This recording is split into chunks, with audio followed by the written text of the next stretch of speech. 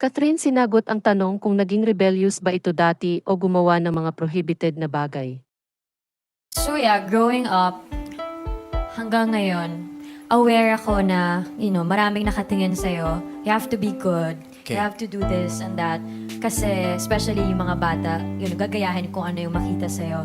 But then, always, every time may press ko, and they ask me this, I always answer na, hindi porket artista, perfect, na hindi porket sinabi niya role model, wala kami imperfections and we can't commit mistakes and we can't learn from our mistakes.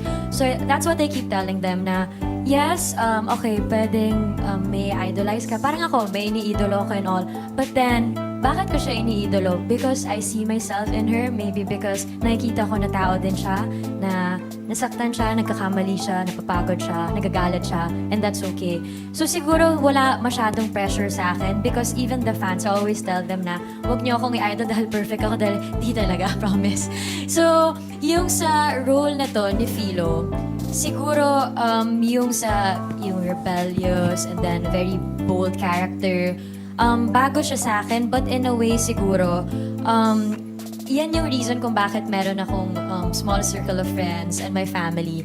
Because at the end of the day, pinapa-enjoy nila sa akin yung life in general. Na yes, I work hard, but I need to enjoy my life too. So pinapayagan nila ako umalis, pinapayagan ako na magtrabaho, but then okay, ito gagawin ko after para may mabigay pa ako, hindi ako maubos. So yun yung naging routine ko parate, para ayoko na nape-pressure ako to be good just because I have to be good. So I want to be good because ito yung pagkatao ko, and being good doesn't mean, hindi na ako magsasalita and just following kung ano sinasabi ng lahat ng tao sa akin.